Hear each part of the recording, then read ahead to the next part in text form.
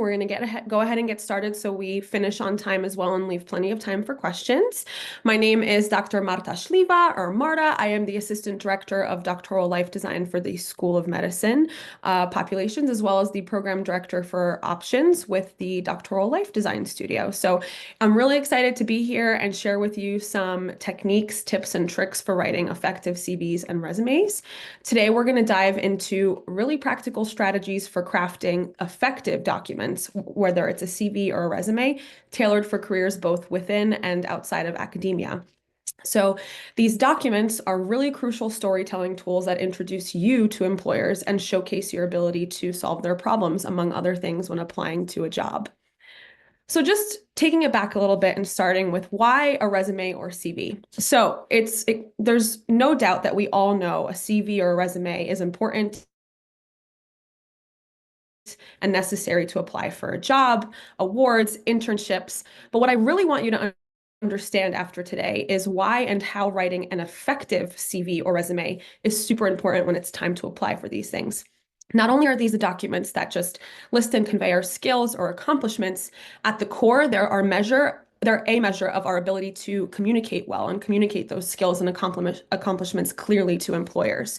So very often we have talented doctoral students and postdoctoral fellows come to our one-on-one consultations or to career educators within our office, and they say they haven't heard back after applying for roles. They've sent out 5 to 10 different resumes or CVs and nothing's biting.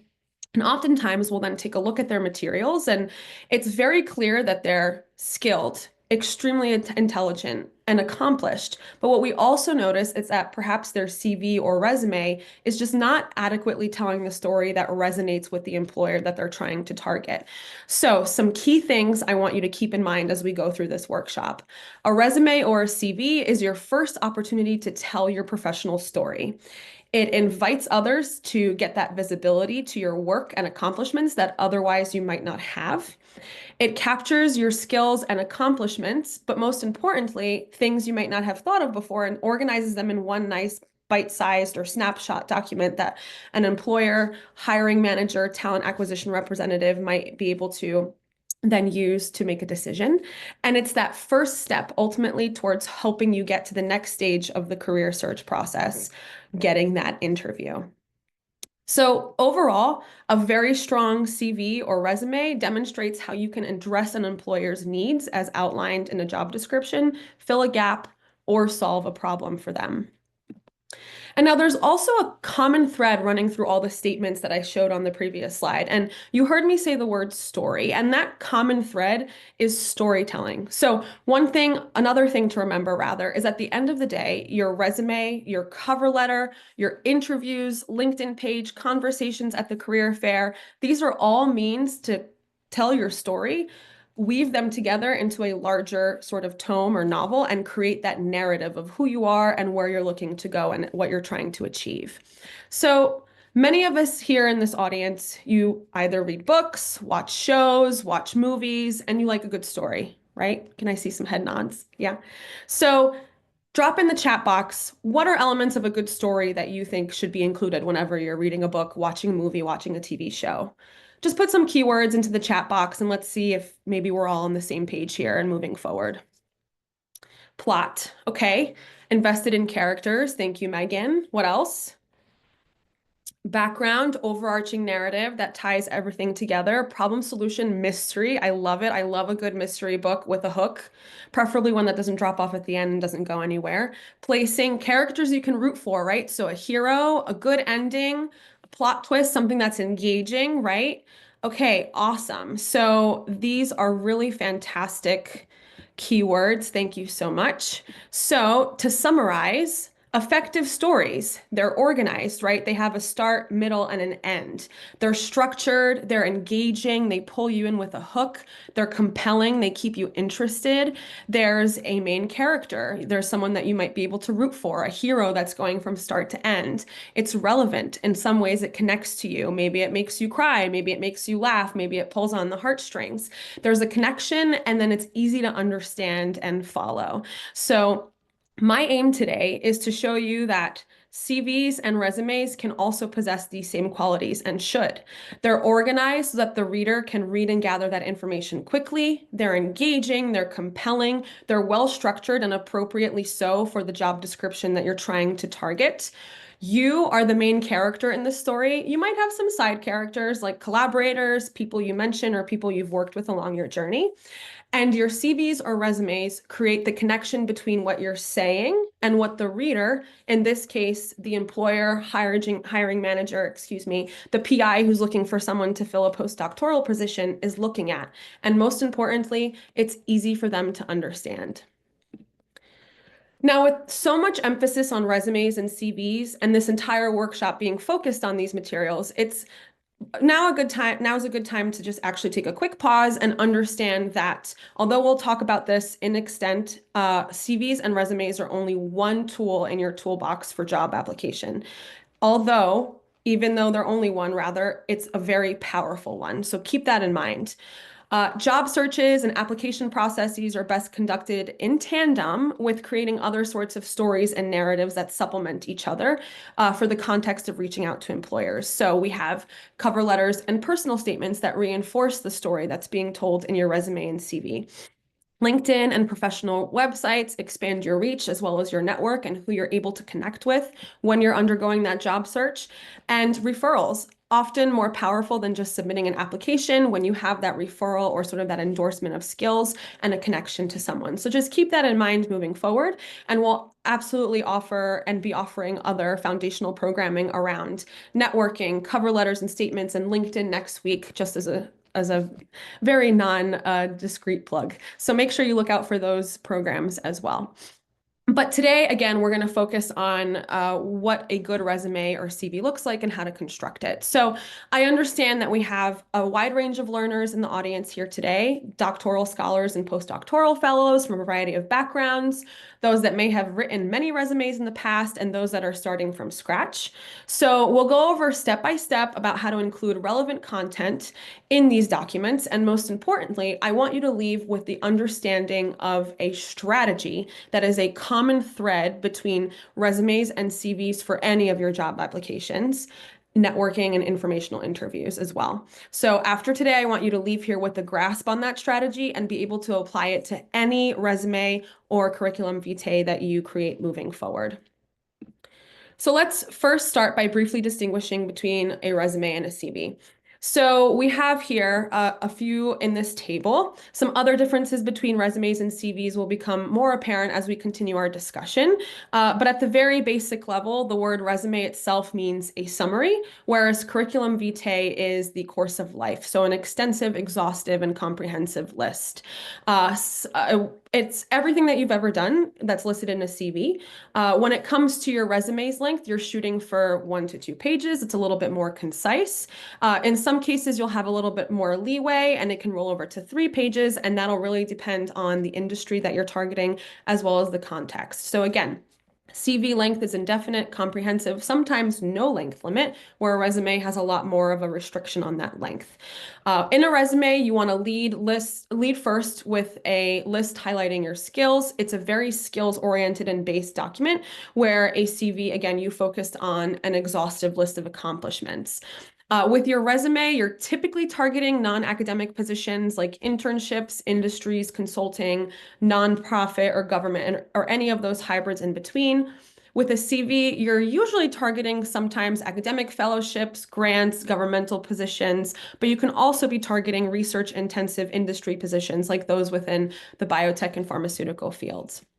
So one key thing to remember when structuring your resume or CV, whatever you have to use or choose to use, is to think about how to effectively communicate what you need by keeping the audience and your goal in mind. So we do this when writing, when speaking, when giving a talk like I am right now. You should do the same with your CV or resume. And in this case, your audience is the recruiter, the talent acquisition manager, the hiring manager, the PI, again, who's looking for a postdoc. It's the writer of the job description, the person who's trying to fill a role. These hiring managers and decision makers, keep in mind, are typically spending, 6 to 10 seconds scanning a resume, maybe a few more minutes if they're looking at a CV. And this is something that'll come up consistently in our conversation. So your goal is to keep that audience in mind and the time they have to review your materials to make the connection between your experiences and the job requirements as soon as possible. So you might be asking, how exactly do I do that? First, you start by connecting the dots strategically between the job description that you're looking to apply to and your materials. So now we're going to dive a little bit more into how to analyze a JD or job description to parse out the keywords embedded within the role's description and translate them into skills, or what we like to call skill speak. So for example, we have this job description for a mechanical engineer. We see that they're looking for someone with 3+ years of experience in a related engineering discipline. So that'll indicate to me that they're looking for someone with demonstrated subject matter expertise, right? They have in-depth knowledge of designing complex components and other things that also support that need for a subject matter expert. This underlined phrase, looking for someone to work collaboratively, that immediately makes me think, oh, they want someone team-oriented. I'm going to want to highlight that collaboration experience, that team orientation and mindset within my skills, whether in a CV or resume. So essentially, they're also looking for someone at this last bullet point, in this last bullet point, for example, who takes ownership of material. So someone who takes initiative, has leadership experience, has led different projects or maybe initiatives within research outside of their research lab, etc. So again, you're looking at the job description and picking out keywords and phrases and trying to think, what skills or skill sets do I have and can I highlight that align with those different categories? So we have another example here, a content strategist. If you look at the underlined phrases, I'm not going to go exhaustively through these bullet points. We see things that pop out like analytical skills, communication skills, the ability to analyze data and use, implement data-driven recommendations and approaches for improvement of processes. And I know, again, that we have a wide range of academic disciplines here, from science to engineering to the humanities. Skill sets and tech skills may be specific to a field in a job description, but being able to translate keywords and phrases that are used within the body of that description to skills that you have and can highlight is absolutely an apply all approach. So here, another example for a scientist role. When I look into the job description, for example, I might see the word cross-functional appear. It might come up 2 or 3 times. So if something is mentioned multiple times, that sort of makes the light bulb go off on, okay, this is something that's important to this team and I want to highlight it in my resume. And I'll translate those things that come up often or come up very prominently within the job description into skill speak within my resume. Maybe mention how I've worked with diverse teams. If they're asking for someone who analyzes and interprets complex data sets, again, I'll highlight my analytical skills and experience. If I see they're looking for someone to present findings to internal and external stakeholders, I know that they want someone who's good as a good communicator, is good at communicating these things. Think to your thesis meetings, right? Your conference presentations, all of those experience that you have throughout your PhDs and postdocs that highlight these skills. And again, complex scientific problems indicating that they're looking for some sort of subject matter expert that has relation in their experiences to the project that they're particularly hiring for. So how do we connect these dots and clearly link what we see in the JD? We're going to drill down a little bit deeper, and the descriptions that we provide in our resume. So we have this really cheesy picture of a hero that's not here just to apply. I'm here to solve your problem, right? What we're going to need is a compelling document, whether that's your CV or resume, that communicates your skills and addresses those needs and requirements listed in the job description. It's portraying you as that person that's going to step in and be able to fill that gap, fix that problem, or address that need. It makes a connection between you and the job at hand. So an employer has no idea that you're super talented, right? Just looking at you or finding you on LinkedIn, unless you tell them in your resume and CV. And that's why it's super important that these documents communicate things precisely, concisely, and strategically. You also want to write your bullet points or descriptions from the employer's point of view, keeping in mind that they're the audience. Again, hearkening back to that concept of keeping your audience in mind. And that recruiter, hiring manager, whoever they may be, might shift how you write or present yourself, whether they're in academia or industry. You want to just focus on making that connection super clear for them. Again, these people are spending about 6 to 10 seconds on a resume, of maybe a few minutes on a CV to browse through a number of documents and then zone in on top candidates. So that skilled CV or resume reader, that recruiter is able to do that quickly and pick out keywords and phrases from your materials, which will come up later as well. They're looking at the job description, they're comparing it. I've also hired fellows and interns for our office, and I always have the job description up on my screen when I'm looking at someone's application materials to see what that overlap and correlation is. So by now, I've hopefully made the case for why a well-structured and tailored resume or CV is important.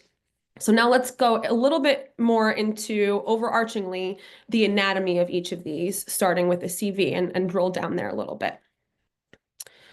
So a CV, again, exhaustive list of all your accomplishments and experiences. It has detailed sections that showcase both academic and professional experiences. It's organized in reverse chronological order. There's no strict page limit. You want to use professional, clean formatting, avoid excessive bolding, italics, or colors. You can also tailor, and I'll tell you a little bit more about this, your CV to academic, research, or industry expectations based on the field, and that's going to link back to how you order them. So we'll talk a little bit more about that. And again, it's a comprehensive record of accomplishments, not just a snapshot. So if you look at an example of a CV here, this was one that was used for applying to a job in the nonprofit space where research was prioritized. So again, you'll have a beginning section where you have your name, your contact info. You don't have to have a mailing address because people aren't really mailing things anymore. So you can just put Baltimore, Maryland, or wherever you're located. You can choose to or not include a professional summary or research interest statement as this particular candidate just put one line, but we'll go a little bit more into what that professional summary looks like. You have the space for it in a CV, so this is where you would include it if you wanted to. And then you have these sections in a very specific order depending on what job or industry you're targeting. Your education, your research experience, teaching, publications, grants and fellowships, presentations and conferences, skills, professional affiliations, et cetera, et cetera. I always tell students that come to consultations to work on CVs that a really great idea to see what can be included is to look at a tenured faculty member's CV. Obviously, they're academic and faculty facing, but they do show you all of the things and the plethora of things that you can include in your CV and what should be considered as an accomplishment when you're putting forth your application materials. So looking at just another example of a CV, this one's a little bit different. So it was for a biotech-facing role, and that JD specifically highlighted the need for technical skills and a extensive, robust publication list. So this CV is ordered a little bit differently. Again, starts with education, reverse chronological order. Those technical skills are right on that first page, and then the research experience and publications are not buried at the end after the work experience or any sort of other relevant experiences. They're right there in the first 2 pages. And you're going to want to highlight those, especially if the JD calls out or indicates that there is an emphasis on those skill sets as you're looking for jobs.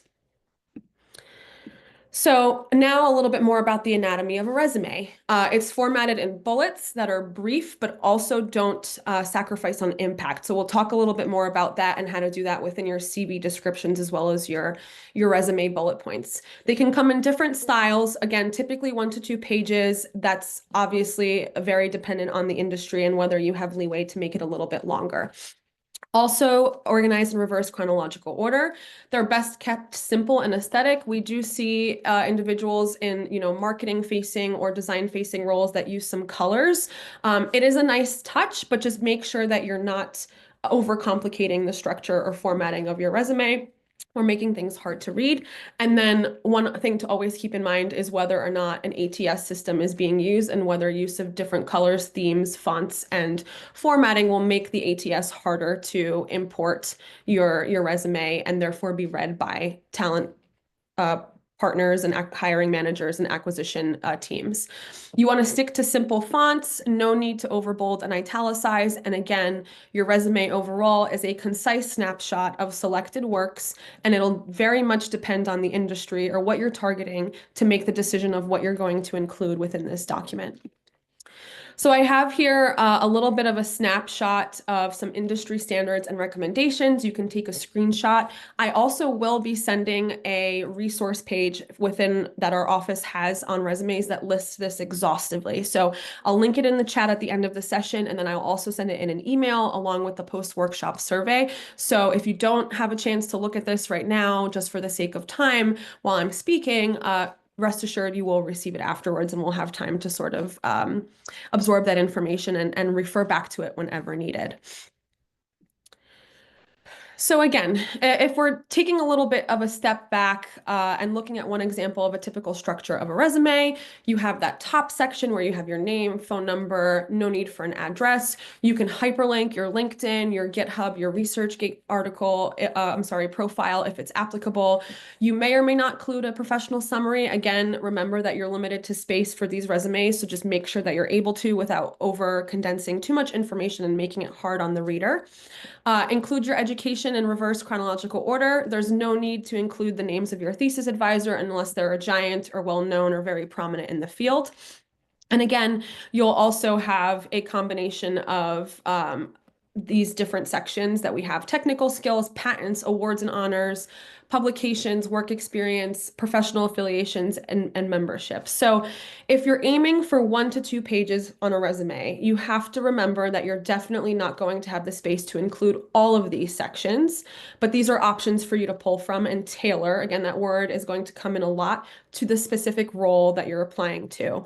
Context matters when you talk about tailored resumes, so make sure that the context of the job description is matching what you're actually putting in. And what you decide to put in, again, is going to depend on the role and what you're trying to relay to the hiring teams. So we'll get into the nitty-gritty details of that in a second. Here's just another example of a made-up resume. Again, this one has a shorter summary of qualifications and a slightly different reorganization of those sections. Just the first page I'm showing here. So taking a step back, we've developed and established a foundation upon which great CVs and resumes are built. I've shared why it's important, why they're effective, and what you should be keeping in mind. And now we're going to go into the nuts and bolts of what we might need to start assembling our effective CV or resume. So you'll see some slight nuances in the approach for these two types of documents, whether a CV or a resume, but the strategy here, again, keeping that in mind, overarchingly, is generally the same for both. And I'm going to emphasize maybe 2 or 3 times, or maybe exhaustively, so you make sure you leave knowing that confidently, that strategy during today's session. Okay, so let's imagine I'm about to write my resume for the first time, or I'm about to update it for this hiring event or an internship or an award that I'm applying for. You have a goal in mind. You've decided you're going to write a very effective resume, and you're revamping everything. The first thing that you should do is gather information, data, data, data. Gather information about the role, study the job description, know who the team is, know what the company stands for, who you're applying to, and what their major mission statement is. Try in this way to get a very clear sense of who your audience is, and try to do some market research, so to say. Figure out what the employer does, what does the employer actually care about, what sort of impact do they have, and keep that in mind when structuring your application materials. Next, you're also going to want to focus on personal data gathering. So this can be especially cumbersome if you haven't done it in a while, which I tend to do, so don't do as I say. Don't do as I do, do as I say. I recommend keeping a log of all of the things that you do consistently, even if it's not nicely formatted. Just keep it somewhere on your laptop or in a notebook. I don't know if anyone even uses notebooks anymore. Write down your, things like your GPA, research projects, awards, talks, things, initiatives that you've worked on, every single nitty-gritty detail. You want to update that as you go. You want to collect all that information about yourself, lay it all out in front of you in a document, and Make sure you don't leave until, 3 days before the deadline to submit a resume, because that, again, does get very cumbersome, especially if you're choosing to format a CV. Now, during this personal data gathering stage, it's also not a bad time to think about where your strengths and limitations are in your resume or CV, because it's going to inform your decision on how you want to bolster certain aspects or contract certain aspects to make sure that you're aligning with the role accordingly.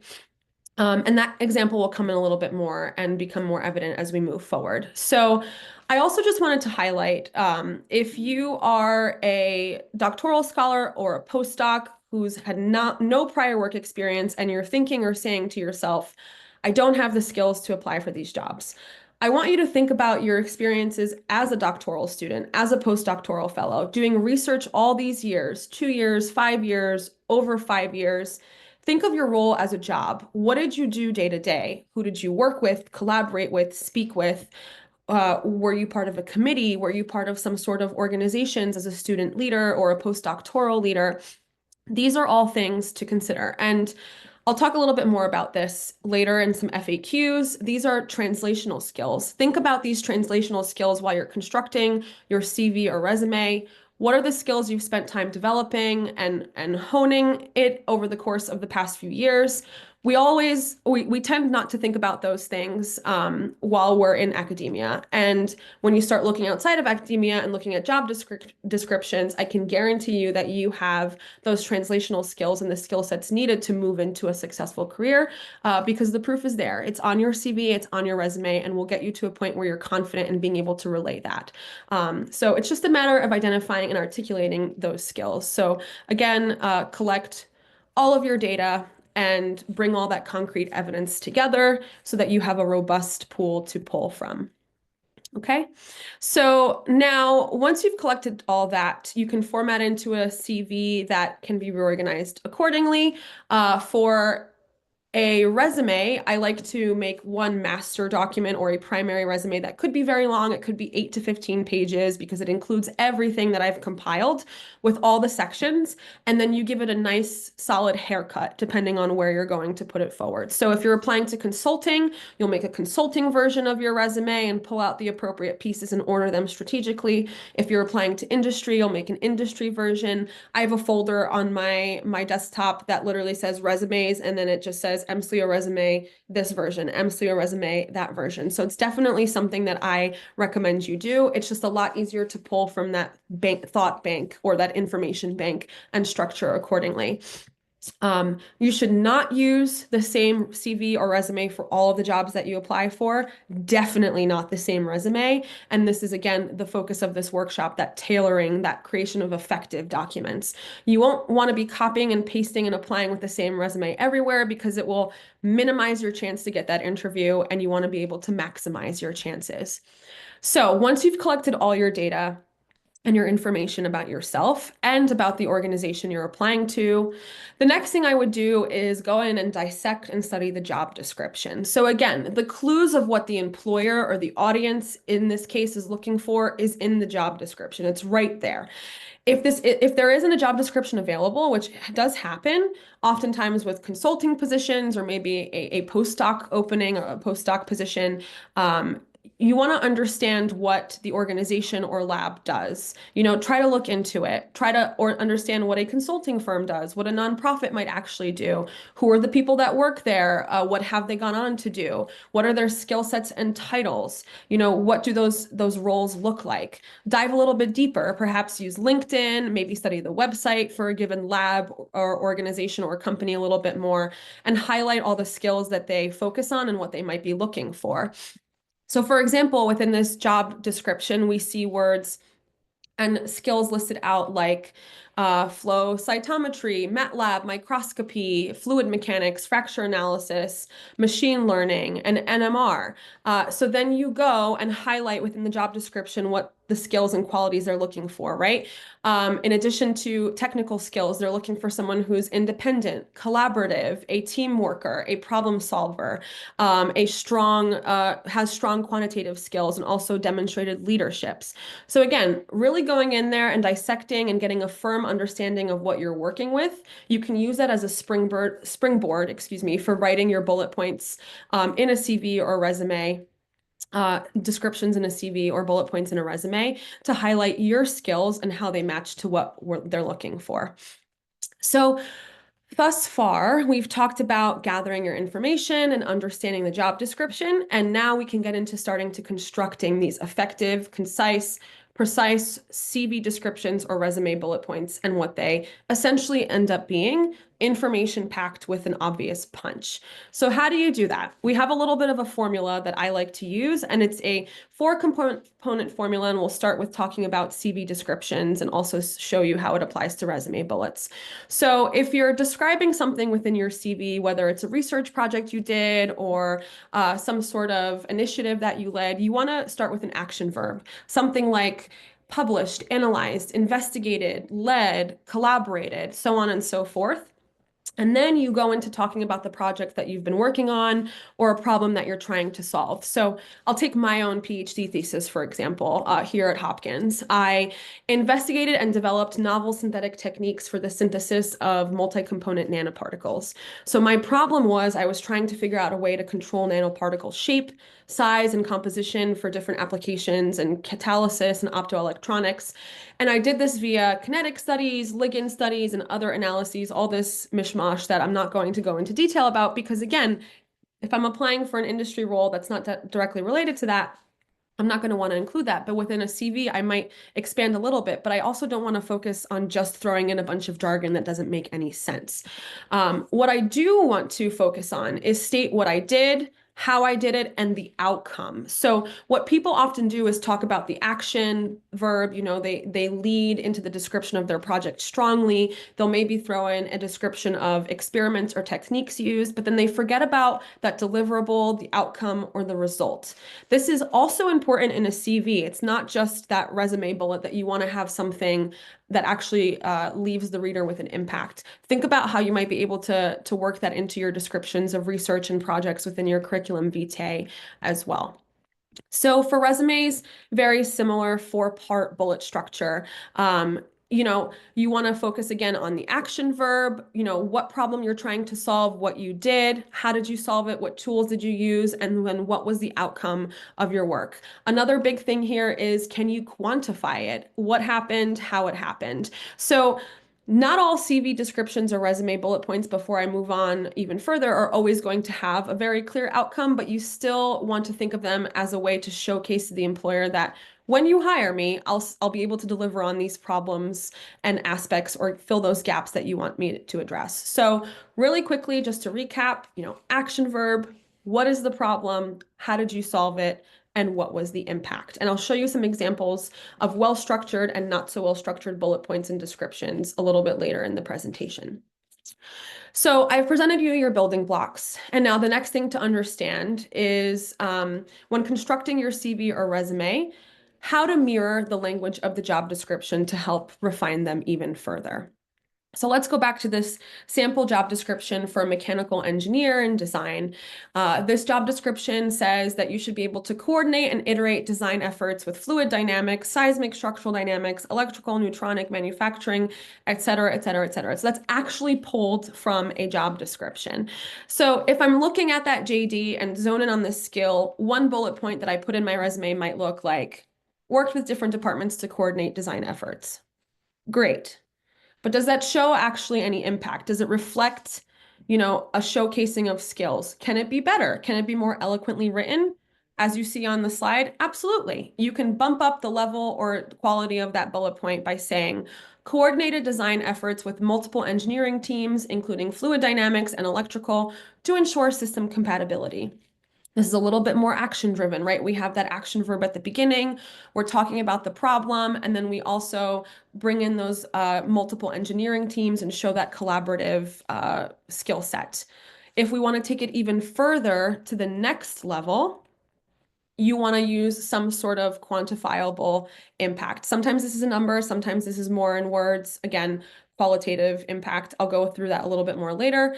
And you might say something like led design iterations across multiple engineering disciplines, achieving a 15% boost in system compatibility. So here you have led, strong action verb. You're showing that collaborative nature and that skill set. And you're also ending with a very clear, concise, quantified impact, that 15% increase or boost in system compatibility. It's very clear what you're able to do, how you're able to apply your skill sets, and what you've done as a result. So I did XYZ using ABC to achieve 1, 2, 3. Another little pro tip, if you don't want to use the exact language in the job description, use a synonym tool, whether it's a Microsoft Word or online, use a different phrase and change it, but then keep that sentiment still there. And always remember, you're writing this document, whether a CV or a resume, from the employer's point of view.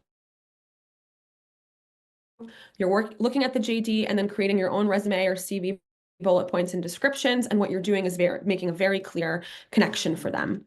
So in this next section, I'm going to emphasize and re-emphasize that strategy, because it's the same strategy that you can, again, use for interviews. Looking back to the job description, knowing how to prepare, writing a compelling cover letter. This is all a practice that you should put into your everyday when it comes to applying for jobs. So really understanding what the employer is looking for.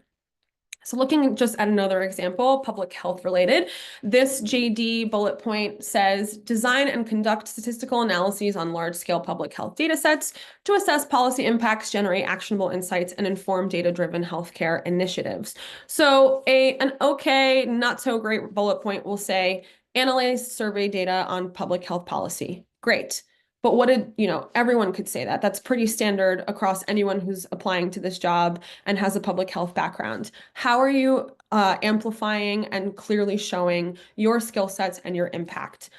Bump it up a little bit in a notch. Conducted statistical analysis on a 10,000 participant survey to evaluate the impact of public health policy changes, identifying key trends for policy recommendations. So a little bit stronger action verb. You're giving a little bit more detail to the project at hand or the problem, and there is an impact here. But to make it even stronger, we're going to, again, try to build in that quantification or that number. So you led statistical analysis of XYZ public health survey, uncovered policy insights that informed state-level healthcare initiatives, and contributed to a 15% improvement in targeted health interventions. So I think we could all argue that that last bullet point is a pretty strong one compared to that first version at the top of the slide. So here are just some other examples of how to include metrics and numbers into your resume, bullet points, and CV descriptions to really highlight that impact. But one thing to remember is that you can't always measure achievements with hard numbers. That doesn't mean that they're not effective or can't be worded in a way that conveys that impact very clearly. So when you don't have quantifiable data, whether you don't know that metric or it's just not applicable to a problem at hand, you can still highlight your impact or your result with words. So here are just some examples. Someone implemented a new teaching method that enhanced student engagement and participation. You might not have that number. Again, you might not know it, but you're still very clearly delineating what you did and what happened as a result. Collaborated with interdisciplinary teams to develop tailored public health interventions. Very strong and clear impact there. So having gone over some of these basics, we'll now look at a case study for just a second, and we'll have two versions of some resume components. One is going to be not as effective, and one is going to include resume bullet points that look much better for the same GD. So this is a little bit more of a business consulting example. It's very general. The skills here, hopefully I can convince you, apply to most all disciplines, those transferable skills. Again, they're going to look for someone with the ability to view problems from multiple angles, possess strong oral and written communication skills. That's important whether you're in, the pharmaceutical field or whether you're in the humanities, right? Strong qualitative, quantitative, whatever the case they may be, organizational skills are also a must, right? So we have this information in the job description. So now let's go ahead and see what a good resume tailoring process looks like and what one that's not as effective looks like, starting with the former, the ineffective one. Okay, so we've honed down into the core of what the job is looking for by looking at those previous bullet points. And here's an example of a student who submitted a resume for this consulting position. And this is an excerpt of their resume bullet points. So they say they investigated the solvent effects of pi-pi stacking and PCDI with binding energy, et cetera, et cetera, et cetera, discovered new molecule conformation, yada, yada, yada, yada. So what's essentially going to happen here, there's going to be two ships passing in the night, right?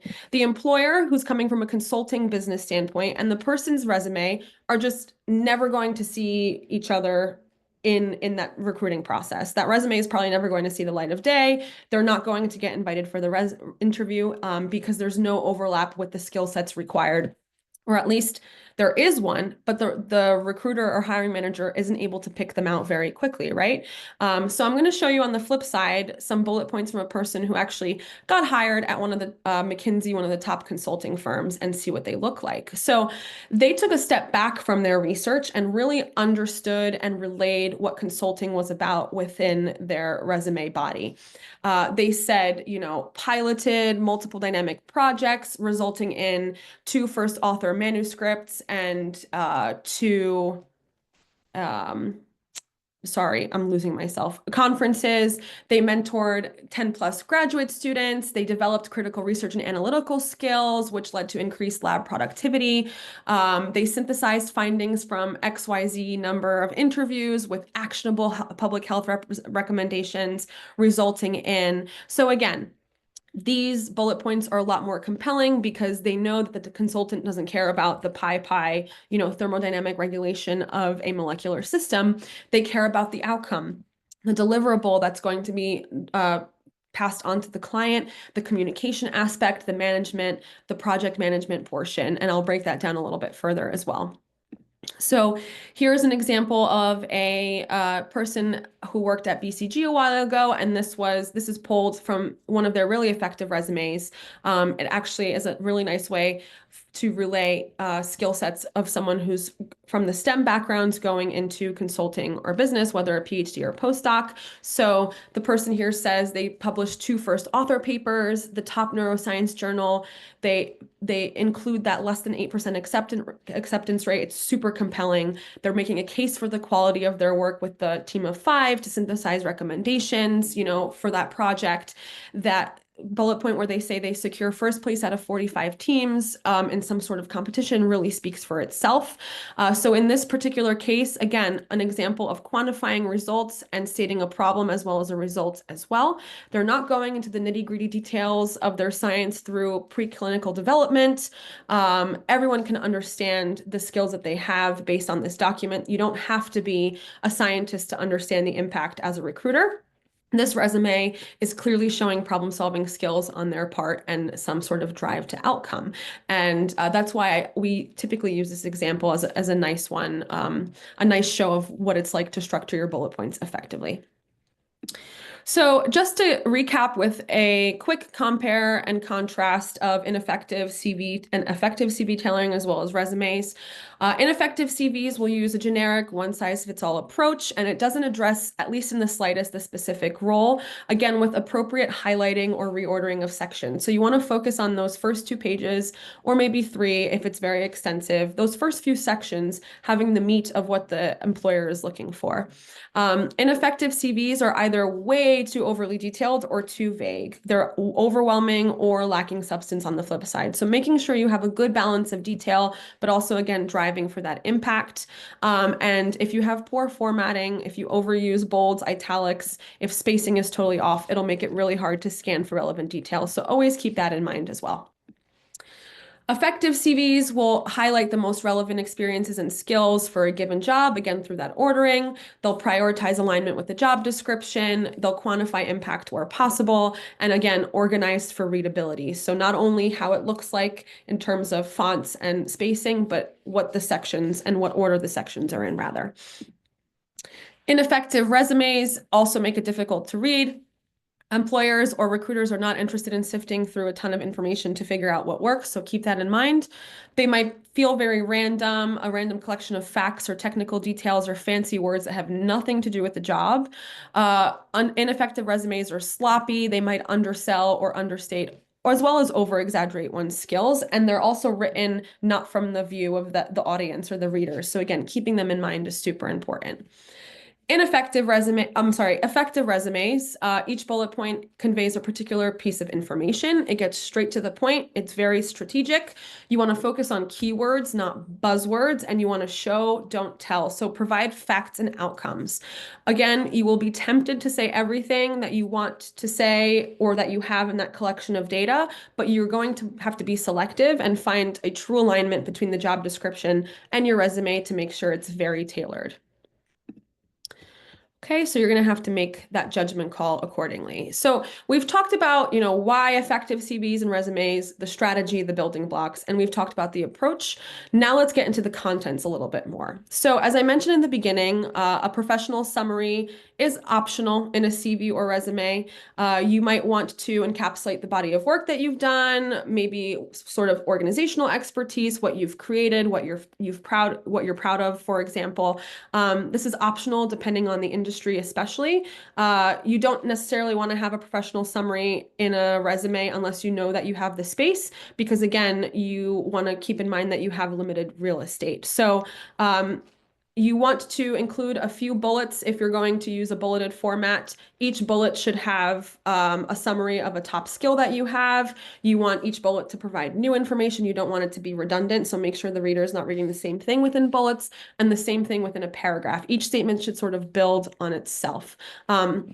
I would avoid stating things in the old way or old format where you have an objective, seeking job as a data scientist or so and so.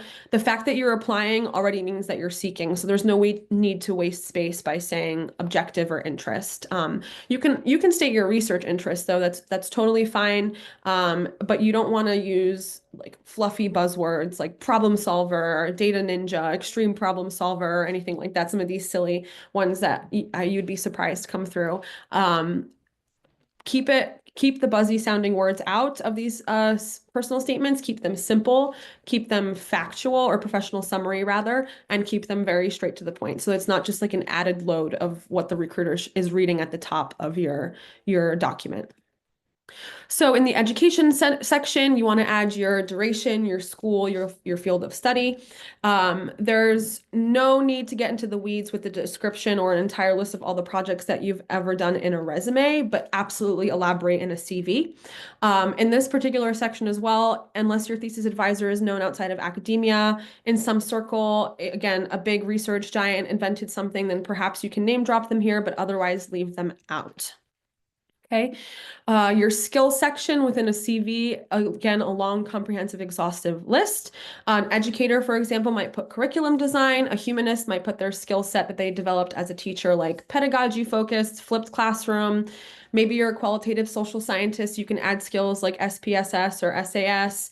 If you're an engineer, you're going to add all the technical skills that they're interested in hiring you for: MATLAB, Python, fracture analysis, microscopy, everything in there that you want to categorize absolutely in a CV. In a resume, what you include really depends on the job description and how you want to highlight your skills. So if you're, for example, again, back to that consulting case study, these skills are relatively irrelevant if you're applying to something like consulting or a business-facing position. The scientific skills, right, the hard technical skills, because they don't care that you know how to do microscopy. So you're going to have to use, again, that judgment call when the time comes, depending on the industry that you're targeting and applying to as well. So your publications, they should be neatly categorized, ordered in priority as mentioned in the job description. See if there's anything, even within a CV, that highlights a specific type of project or research, and if you can highlight them accordingly. You should place them on the first page if you're being hired for something that's research and publication heavy, especially academic or research heavy roles like in the biotech and pharma industries, for example, as well as specific sets of skills that they're looking for. And the level of detail that you'll have within your publication descriptions will absolutely depend, again, on a case-by-case basis on what you're targeting. If you're presenting any awards on any committees and listing any fellowships that you've won, make sure you add some context or provide some context. Not all employers are going to know for example, what a Dean Van Hart Award, you'd have to say, Dean Van Hart given to students with excellent research capabilities or communication skills, et cetera, et cetera. So give a little bit of context for what that award means and what your role in an organization actually was, or within a larger professional organization too. So for example, if you were the president of the GRO or secretary of the science policy group, they need to know what the GRO means. Make sure that you're not just oversimplifying things with acronyms that don't make sense to someone, as well as the relevance of that group. For example, the science policy group, say that it serves students university-wide and entails 500 people or 400 people. And in that way, you can give a little bit more context to the employer and ground your actual association with that specific thing that you're listing on your CV or resume. And then the super important main content for anyone in a research field is the research. Again, on a CV, very comprehensive and detailed, but still take care not to be, again, jargon-filled bullets that are overcomplicated and don't actually list some sort of impact. If you're going to include a research in your resume, include research that showcases skills relevant to the job. You don't want to showcase all the things that you've done or in your research or the nitty-gritty details, because you might get the reader or employer or hiring manager lost. So you're going to want to zoom out a little bit and showcase, again, everyday skills relevant to the job within these bullet points. Quantify when you can, focus on outcomes, and focus on deliverables. Okay, and this next section is a question that comes up pretty often. Should I include my hobbies on my resumes? If you have the space, it's nice to showcase your personality. Sometimes that personality sticks with someone, makes you miserable. Sorry, not miserable, memorable. I'm talking too fast. Hopefully your hobbies don't make you miserable. So you can add your hobbies. You know, in this particular example, this person was very involved in the church. They put that there as a transferable skill. They were a full-time volunteer at the Church of the Latter-day Saints. They carried out leadership training and performance reporting. So this is also a classic example of taking something that you're involved with outside of your everyday career or studies that might also be leadership and volunteering experience related. If you have a lot of volunteer experiences, though, I would segment that out separately, as well as leadership, because if you have a strong volunteering presence, it is really effective to have that separately. It doesn't always have to be your research work that makes you stand out, so just keep that in mind. So I'm going to circle back really quickly to this notion that effective resumes and CVs, hopefully I've conveyed, are, organized, structured, engaging, relevant. They facilitate or foster some sort of connection, and they help the reader understand who you are. So in the short period, I'm hoping that I convinced you of that. Remember that you are the main character, and you might have some side characters in your story too, like people you've mentored, people you've worked with, collaborated with, sat on the committee with. This is all relevant information, especially in a CV, because you don't have, the space in a resume, so you include it in your CV, or you can also elaborate upon it in your cover letter, right? So your recruiter or whoever's hiring you can learn a little bit more about you and your experiences there as well. So with all of these materials and components in mind, someone who's hiring you can make a connection to the job, and also it's very easily understandable and able to be drawn out.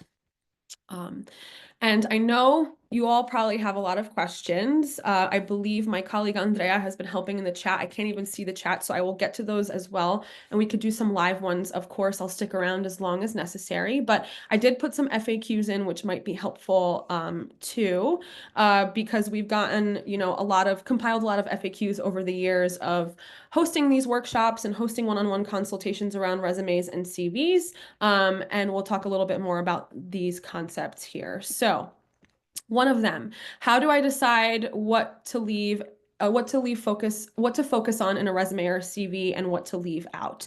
So again, you want to look back to the job description and the information that you've gathered throughout your research about the role, about the organization. If there's no information in the job description, sometimes bad job descriptions will leave you puzzled, or if there isn't one at all, I would say, again, take a look at the website.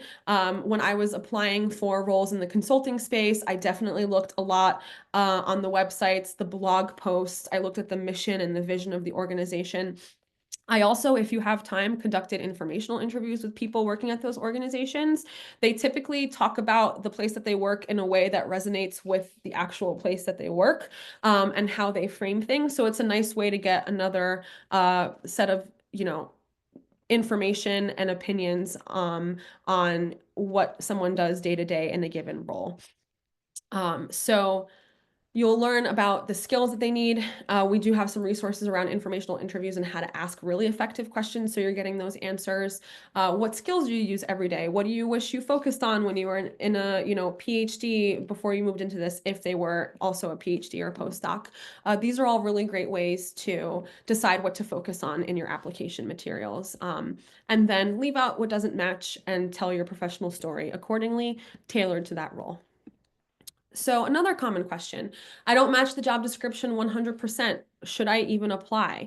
I want to say that 99.9999% of the jobs that people apply for, they're probably only matching about, 60 to 70%.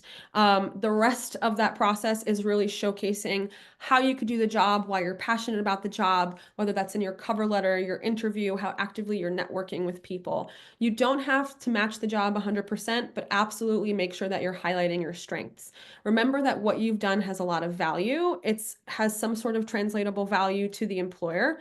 You've spent hours poring over literature. That takes a lot of dedication. Highlight that as a strength in your resume. And remember again that the resume is only one tool in your toolbox. It's not the end of the world if your resume has gaps, and we can address that in some more discussion too, or some patchy moments. That's where your complimentary cover letter comes into play. And we've had instances where a resume comes through and it's not great, and the cover letter is really strong. And then when we meet the person for an interview, they totally blow us out of the water. So keep that in mind. It's all one comprehensive total package that you put forth whenever you're applying for a job. A big sentiment that's shared with us often is scholars feeling like academic skills do not translate to non-academic positions. That is 1000% false. So I'm going to send over some resources, example resumes, and resume guides after this session, and it'll become very apparent that the skills that you have, whether you're in STEM, whether you're in the humanities, whether you're in public health, whether you're in the fine arts, those translational skills are absolutely relevant to non-academic positions and employers looking for those skill sets. Okay, but really quickly, I'll give a snapshot of things you may have done that translate into tangible work skills. So feel free to take a snapshot or a screenshot rather. Again, I'll be sharing these afterwards. Research skills, you're a problem solver, you're analytical, you have teamwork, an independent thinker. Student organizations, organize talks and seminars, you have leadership skills, time management, community building, and teamwork. If you know languages, that's a super skill for your resume, right? Whether you know dead languages as a humanist, or if you're actually speaking multiple languages, that's a very fantastic skill to have. So make sure, again, you're reading the job descriptions and thinking about what have I done and how does it relate back to what they're looking for. You might feel icky selling your skills and it all feels like an exaggeration. And our go-to answer for that is to tell the truth on your resume. It's not icky or untrue if it's the truth, right? If you want a fancy award and you discovered something, there's no shame in that. If you want to stand out and you want to make a compelling case, tell your story, and tell your story with impact, and tell it strongly, and tell it in a compelling way. How do I frame my work authorization or visa status on my resume? If you're eligible to work without sponsorship, clarify this in the resume or cover letter, especially if you're an international scholar, as authorized to work in the US. If you require sponsorship, we recommend waiting until later in the hiring process to discuss this, unless the job's posting specifically asks for you to disclose that throughout your application. Okay. And one of the last things I'll leave you with is a challenge for you to reframe your mindset. So think of the application as a process, as a matching exercise rather than a sales pitch. You have skills and experiences absolutely throughout your time as a doctoral scholar or postdoc fellow that help you solve problems or fill those needs. And again, think about those employers' needs. So instead of focusing about bragging on your skills, rather, think about it from their perspective and how you're able to fill that gap or solve that problem. And now, one thing I want you to think about before I share all the resources that I have is that these words matter. Again, so I know you have skills related to these phrases. Put them in your resume, your cover letter, your CVs. You have the ability to plan, coordinate, program, communicate, present, oversee, train. PhD students train younger PhD students. That's something that I always find people leave out of their resumes or CVs, and it's super important. So things to always think about, and that'll come through as you take some dedicated time to gather all your information accordingly. And then one last thing, before we open to Q&A and I share some resources, there's a final checklist here. Remember, you should tailor your resume or CV to a position. Make sure your content is organized, focus on skills and outcomes. Keywords from the job should be included. Bullet points begin with action verbs as well as descriptions. It's easy to read, and of course, that's a typo. I should have proofread my own bullet points. That's hysterical. But proofread and have a second set of eyes on your resume or CV. And we're always happy to do that at the Doctoral Life Design Studio. We can do so asynchronously and then talk about feedback afterwards. So our doors are open. And that being said, make sure you're updating your documents regularly to reflect your growth. If you have further questions, I'm going to have a dedicated drop-in session next week. Let me just pull up, I have it written down somewhere, on the 21st from 10 to 11 a.m. And I'll send this all in an email after this session for some more personalized feedback or answering specific questions. And again, I'll also be sending out resources related to this content as well as a post-workshop survey. So best of luck with all of these applications. I hope to see you at the LinkedIn workshop next week, another important component of your application package. And just keep in touch with us and we'll do our best to help you all with your very unique and important employment journeys at whatever stage they are.